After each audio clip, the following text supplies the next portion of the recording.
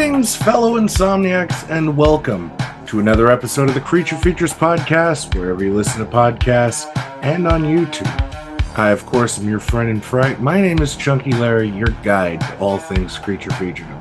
And today, we're going to be talking about an amazing film from Korea, a film about revenge and heavy topics that are messy and ugly and get real fucking nasty. So, obviously, if you are of the faint of heart, why the fuck are you here, first of all? But secondly, you're in for a fucking special treat. But I have somebody today to discuss this film that I haven't really gotten a full-on chance to have a long-form discussion with. I met him on a live on TikTok, immediately just was gravitated towards him because he has a very interesting take on a lot of films, and I'm excited to see what we do because this is all new for me as well. But I would like to say to you guys, say hello to Kyle, the Cinephile. How you doing, Kyle? Hey man, how you doing? No, I felt the same way. Your takes were very interesting, and even when somebody's able to point to something about a movie I like that, hey, there's this little thing that they maybe could have done better, or just hey, there's a flaw in the writing here, and you did that with Superman, and I was like, yeah, you're right. It didn't take away from my love of the movie, but I was like, yeah, you're probably right about that. Anytime somebody could do that, I'm like, well, there's somebody that, has a valuable insight. And I think that everybody has opinions in terms of the way that they perceive any kind of art that they see, and nobody's opinion is more valid than anyone else's. I just communicate mine, and so sometimes I see a lot of people, and specifically on TikTok or Instagram, where they're talking about movies and they say, oh, this is boring, or oh, this sucks. Okay, but why? What about it is boring? What about it sucks? Give me more than just oh, I didn't like it. Okay, why didn't you like it? There's always a why. There's always a reason, and it's through those reasonings that we can better understand the film and the people that we're having these conversations with. And so I find that oftentimes they're why, when people that just don't are kind of media illiterate, or I guess for lack of a better term, it's just their why is just this that's not what that's not the movie the director wanted to make. What you are telling me the movie you wanted to see before you even walked in, and I try not to do that. I might have the superhero films, I have an idea in my head of what I'd like to see, but I'm not opposed to seeing anything else. Maybe the director's got a really good idea that I also like. I feel like if you want to say I didn't like something or I liked something, there should be some kind of reasoning behind it. Whether it's positive or negative, there has to be some kind of logical reason that you can be able to subscribe or assign to it that makes you feel that way, and you should be able to communicate that in a way that is understandable for other people. But otherwise you probably shouldn't be giving your opinions on I other mean, people's art. if you're having a conversation with a friend and you just say, oh yeah, I thought it sucked or whatever, that's right. Fine. But if you're reviewing something, you should be able to look at it deeper than just your surface feelings. Right. Why did it make you feel this way? And that to me is, I had to pee. I had to pee the whole time, so that's why I didn't like it. I thought you were fucking about to walk off the screen. I was like, this is the weirdest introduction to somebody ever. I gotta pee. No. Walks away. Well, I was having a headache, and so I didn't like it. It's always a lot of times. It's just art. It bugs me when it's very personal reasons they don't like. I'm like, I don't know, dude. But I think that personal reasons are important, and this film that we're going to be talking about is going But to affect people in certain ways that are going to immediately trigger these emotions that it's eliciting, and so some people can't handle that kind of stuff, and there's nothing wrong with that, but like you should be able to express that. I feel I just think that yeah, that's important. But let's get into the movie. But before we get into the movie, the way that we get into the movie is I scour the internet. I do a deep like dive of the internet. I go to seedy places to find the most act. No, I just go to IMDb. You just watched me do it. I just grab the wordiest fucking synopsis, and that's the synopsis that we read for the 2010 film I Saw the Devil.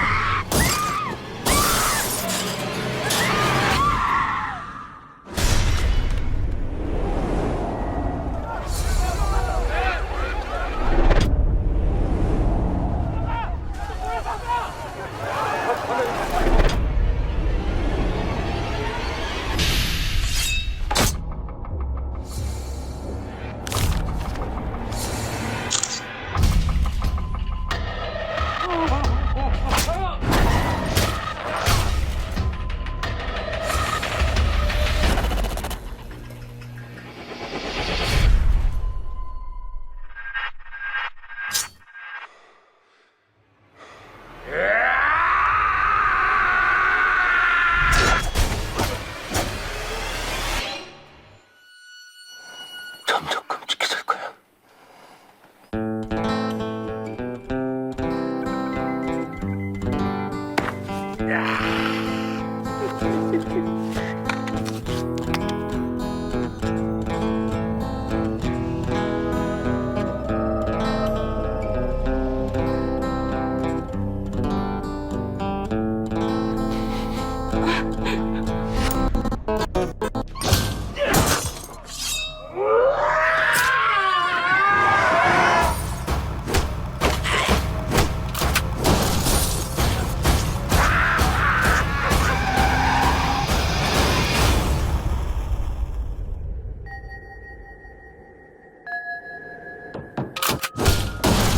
The devil. Like a hellhound driven mad by the thrill of the hunt, pitless serial killer Jang Kyung-kyul prowls Seoul's ill-lit streets searching for the next victim. Of course, no one is safe or when the human-like monster is out for flesh. Jang's favorite prey, however, is unaccompanied ladies, but someone must end the murderer's reign of terror. When an innocent mother pays in blood, elite agent Kim Soo-hyun has no choice but to step out in the name of justice. However, he is about to play with fire as the determined officer embarks on a dangerous mission to bring down the psychopath behind the law's back. A destructive transformation gradually occurs. After all, if you stare into the abyss, darkness stares back.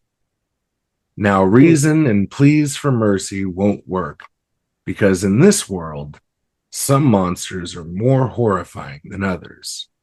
And when blind revenge rules the mind, what separates man from beast? That was by Nick Reganis, and if you give your name, we give you credit. Nick Reganis is a constant contributor, even though he doesn't know that he is a part of the show as often as he is. But he tends to get a little wordy, and yeah, it's a little much. he gives a lot away in his synopsis, and that is a point of contention for me constantly, in the sense that I really don't like when you give everything away, because if you're an uninitiated viewer and you just want to know kind of what the story is about, you want to know as little as possible going in. I don't watch trailers. So I've created a game, and this game is called Synopsis Obscura. And since you picked the film, you get to now play the game. So, Kyle, I would like for you to, without giving anything away, explain I Saw the Devil. Well, I mean, he has it in his synopsis. Like the perfect summary for this movie is that the Nietzsche quote about like, you know, what is it? He fights with monsters, might take care lest he thereby become a monster, and if you gaze long into the abyss gazes also into you. And that's the movie in one simple phrase, it's that's it. Like if you Fair understand enough. that phrase, you can understand what this might be about. Fair enough. This is one of those films that I caught last year. I was in one of those. They have those groups like Cinema Society Saturday. I don't know if you know that one. That's a thing that they do on TikTok. But it's fans. They each give each other kind of like a Secret Santa. You give somebody a movie, they give you a movie. You watch it, you review it, and Oh, so that was my first time watching I Saw the Devil. I knew nothing about it, and I was yeah. What a treat. blown the fuck away. And Yeah, dude. so to So me, good. I think that you know that's the point of not giving these things away, is to have that surprise. But this is going to be a very spoiler heavy conversation. Just for anybody that has not seen I Saw the Devil, it is available for rent on like Prime and tons of other streaming The platforms. highest of recommendations. Just watch the movie. You know what I mean? Just go watch this movie, dude. You should. Like, And you know. and so why is it that you picked this film? Well, I threw a couple films out there, like, hey, let's do one that we both would enjoy, right? So, and like you immediately keyed in on that one, and I was like, yeah, oh well, of course, let's do it. But mainly, I try like hell to get people to watch this movie, and it's like hard to get them past the it's Korean, you have to read the subtitles. I'm like, who gives a shit? Just watch the movie, dude. Like, you're limiting yourself, and you're like ruining your life by not being able to get past that because so far, there's not an American remake, and even if they did it, who knows if it'd be any good. So I'm like, but you're just gonna go through like never watching this movie? Like, I can never get anybody to watch it. And I'm like, you're missing one of the greatest films I've ever seen in my life. Yeah, but what about this movie speaks to you? Is what I'm kind of asking. Uh, okay. Well, I mean, just that question of like, how far do you take these things? And, like, and what do you really win from revenge? And like, what the damage has been done, and like, what did he really get out of it in the end? And like that question is always compelling to me. Like I'm a big Last of Us 2 fan, the game, not the season. That was horrible. But yeah, like I love that, like just like wrestling with that question because we've all been wronged or something and thought like I'm gonna go like just I'm gonna get something back, and it's like ultimately what do you really get out of it? Mhm. Um, so to me, I this film is interesting in a couple of different ways. Um, you can watch this on a surface level. I feel that if you're like a gore hound, this film works in Kung the Fu sense guy, that it works. what's that? I said if you're a kung fu movie guy, it works. If you're a Yeah, gore hound guy, maybe it works. It's got something for everybody, really. but I really think that the strength of this film is the point that they're trying to convey, and it's the raw emotions and that desire for revenge. Revenge films in general are a genre that I find is either exploitive or it hits just right, and there's no in between. There's no in between when it comes to revenge films, because you look at a film like I Spit on Your Grave I knew you were gonna say that. or Death Wish or Old Boy. These films that are uh, coincidentally, the lead actor from Old Boy is the killer in this film, Jang Kyung Chul, and he's the main protagonist in Old Boy, which is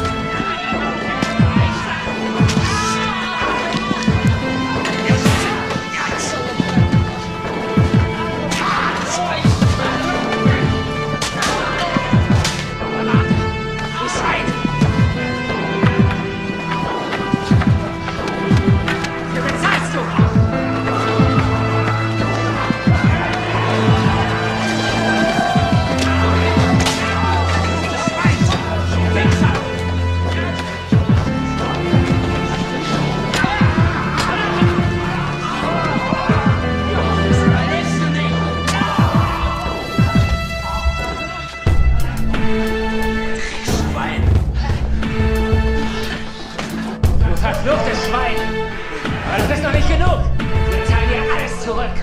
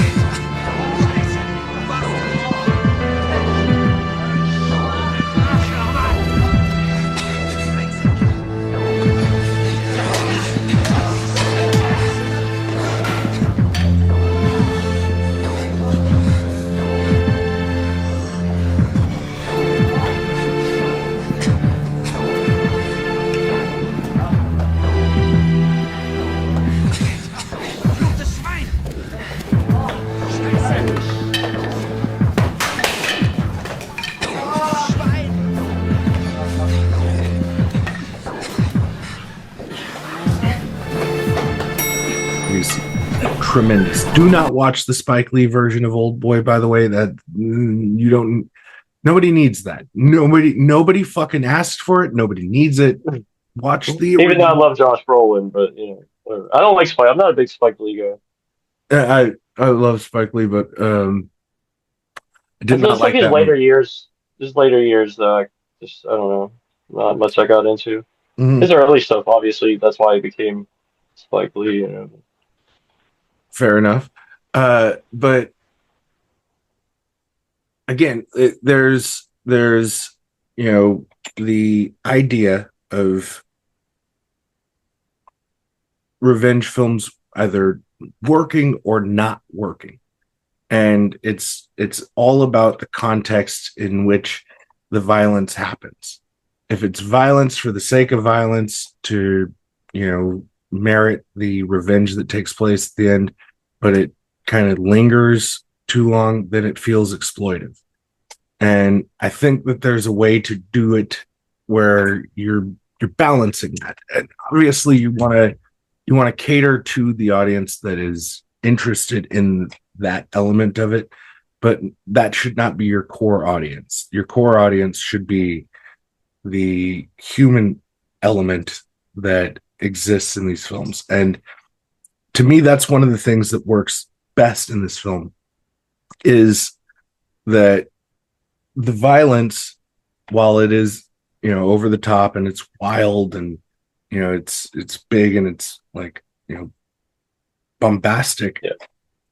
Everything is felt. There's no period of time where somebody absorbs a punch and then they just kind of keep moving on. Jung Hyun, So Hyun, who was the fucking dude from Squid Game. He was the game master in Squid Game, Yeah. which I like. Watching it now, the last time I'd watched it, I'd really not watched Squid Game, but I fucking binged that entire show, and then I was like, oh look, it's the game master. So his performance is the strength of this, and so like.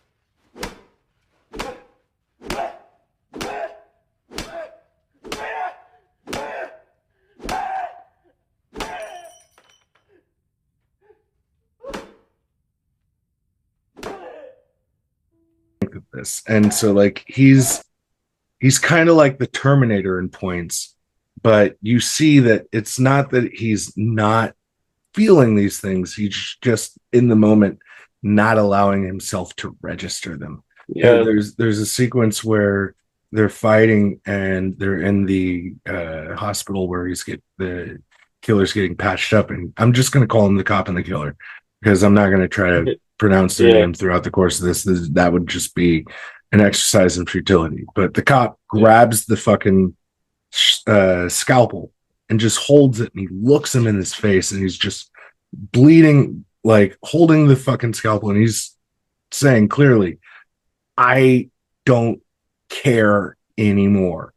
And you can tell from their very first interaction that he could have easily just killed this guy.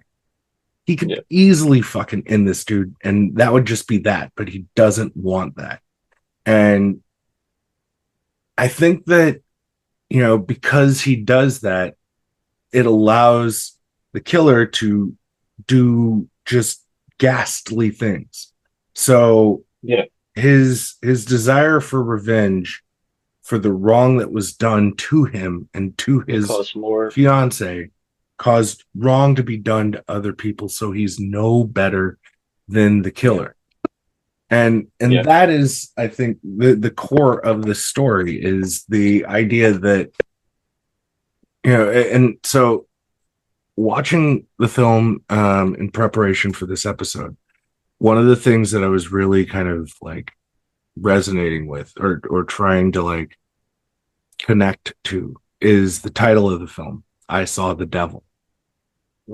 And so as I'm watching it, I understand, like, you could think of it like when he says, I saw the devil, or when the title is I Saw the Devil, that it's talking about the killer. But in my interpretation of Yeah. it, the devil is what he becomes. Yeah, it's self-reflective. I always kind of thought it was like a self-reflective thing, or back to the Nietzsche quote of like, "I saw the devil, I looked in his eyes too long," and like and that's what I became. So that's what I kind of took it. So, what for you? What is your standout in this film?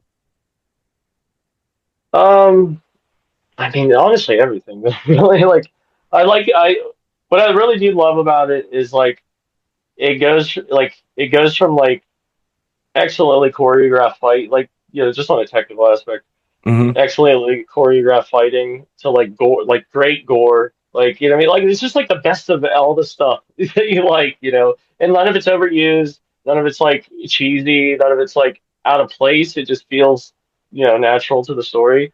It's like it's like the combination of all these different genres, like, and they blend it so well that you're not like, well, now they're doing the comedy routine or now they're doing the gore stuff. Like, it's just, it all flows really well.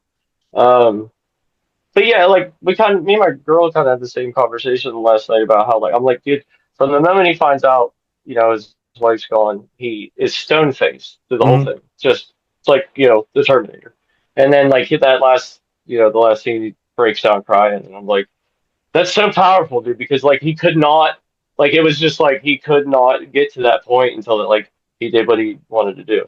And she pointed out, which I thought was pretty clever, that like he says and it's in your worst moment of pain that like I'll take, that I'll end your life, and that he didn't mean physical pain. Like if you see the trap he sets up at the end with his son, that the killer's son walks in. Hmm. So his moment of pain is knowing that his son's gonna like see this traumatic thing, and like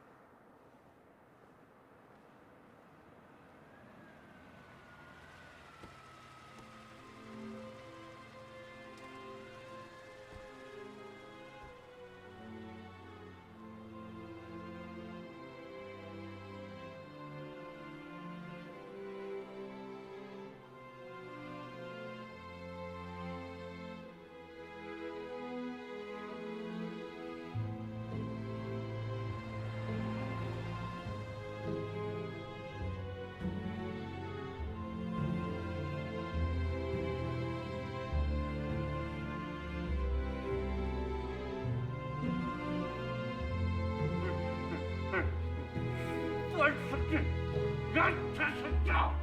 들려? 아, 뻘새끼, 난 꼭 산다. 너 꼭 살아. 뻘새끼야, 난 꼭 산다. 아, 야, 이 새끼야, 내 말 들려? 잘 들려? 이 새끼야, 꼬라치는 난 그렇잖아. 그 새끼, 날 꼭 하는 거야.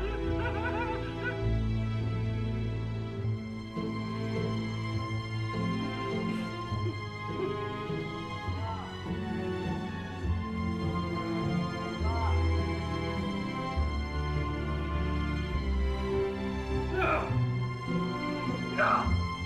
야! 혼내지 마! 아빠!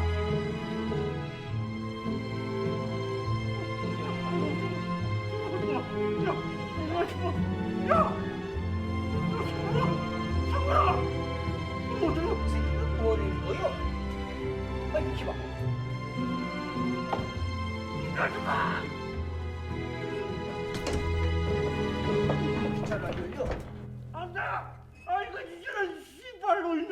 여기까지 왔어. 기다려. 엄마. 안에 있는 안 거야? 돼. 안 돼. 문 열지 마. 문 열지 말라고 이 씨발 돌아가.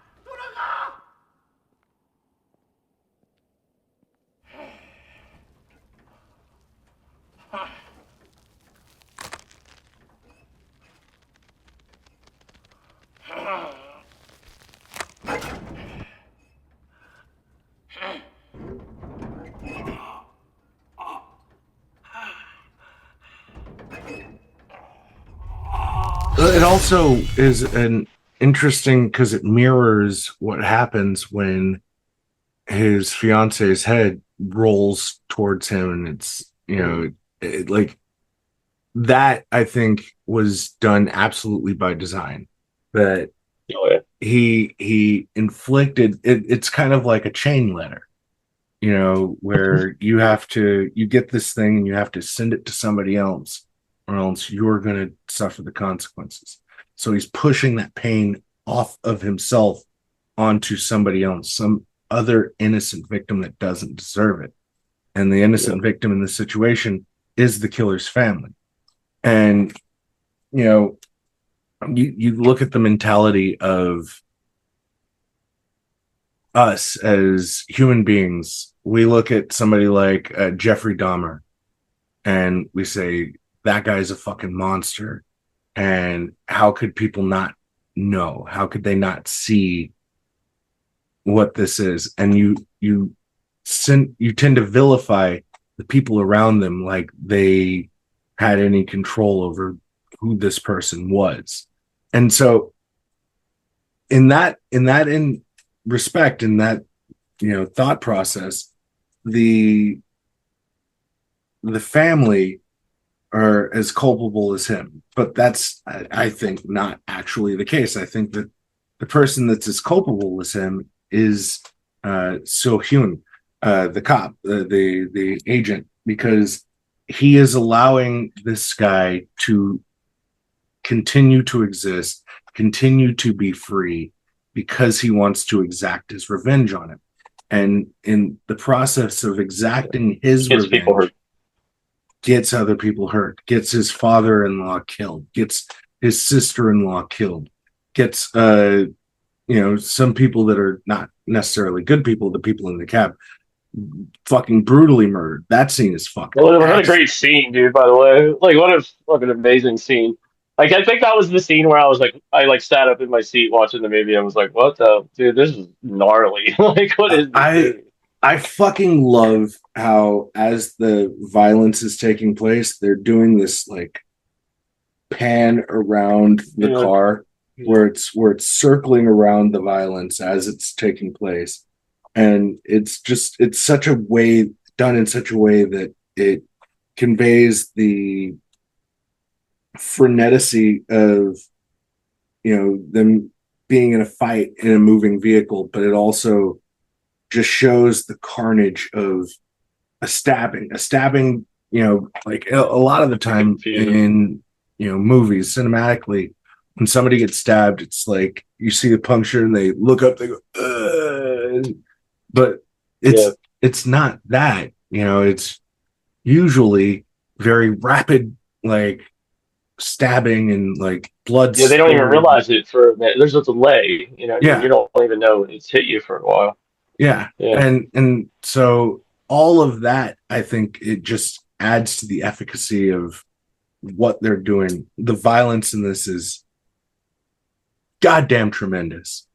The whole scene with the cannibals at the house and that fight sequence, the torture techniques that he's implementing, all of it just feels like it's like if somebody were to make Taken, like if Takeshi Miike were to make Taken, that's what this film feels like to me.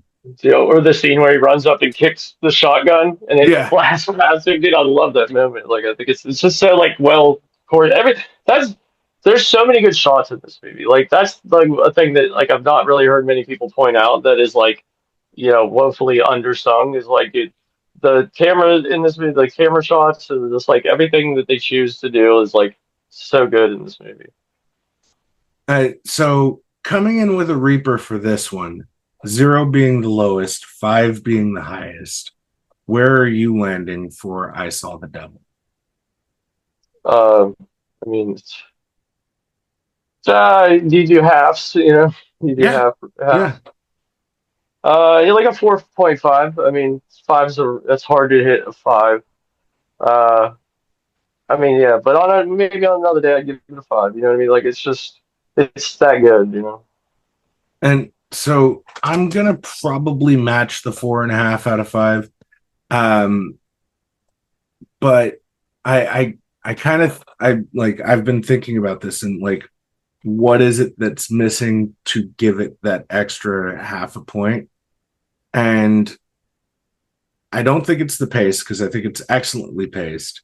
I don't Yeah, think 2 hours and 20 minutes, right? I was gonna point that out too, that it never felt long. It felt like everything that happened like was just necessarily happened, and like nothing felt like, all right, we're dragging here. Like it went by quickly. mm. That's not a problem. The performances are excellent. The violence is top notch.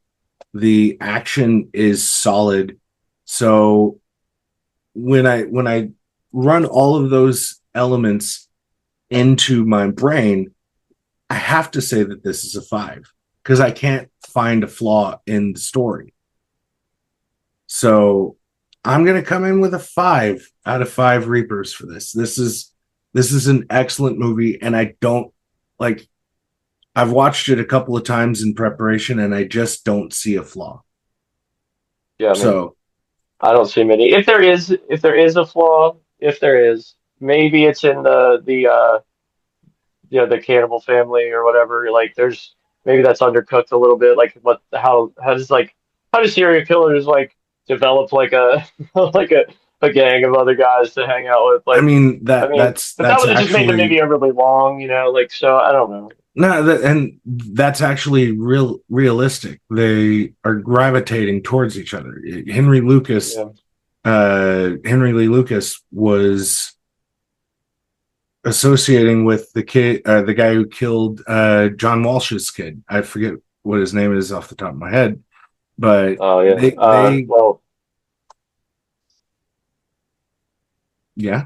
it's an alert, right? John Walsh's kid is the alert name, right? That's the like there's the Amber Alert and then there's No, the no, like no, no. for a boy, That's a right? different thing. Okay. But Kyle, tell people where they can find you. Find me? Yeah. TikTok, Kyle the Cinephile. That's how you'll find me. I'm basically that name on everything aside from Facebook, which I use to just, piss off the locals. But everything else I use as my internet, persona name, I guess is what we're gonna call it now. Fair enough. And if you guys are here just because of Kyle, A, I don't blame you, but you enjoyed the conversation. B, thank you. And you want to find out more, you can do that in a couple of different ways. You can start by liking us on Facebook, facebook.com/CreaturePod, by following us all over the world of social media at CreaturePod. That's TikTok, Instagram, Twitter, or X, Blue Sky, Threads, RedNote, You're on Blue Sky? I'm on Blue Sky. Letterboxd. I have a Discord server, by the way, too. No, rad, dude. It's just like in all things movies, we do like What's it physical called? videos. It's the Cinemaniac Club. It's got like the old silhouette on the header or whatever for MST3K. If you guys are in the world it's of just like Discord, check them out. But we're going to get out of here. So for Kyle the Cinephile and for myself, again, my name is Chunky. This has been another episode of the Creature Features Podcast. Wherever you listen to podcasts and on YouTube, listen. Someone you trust.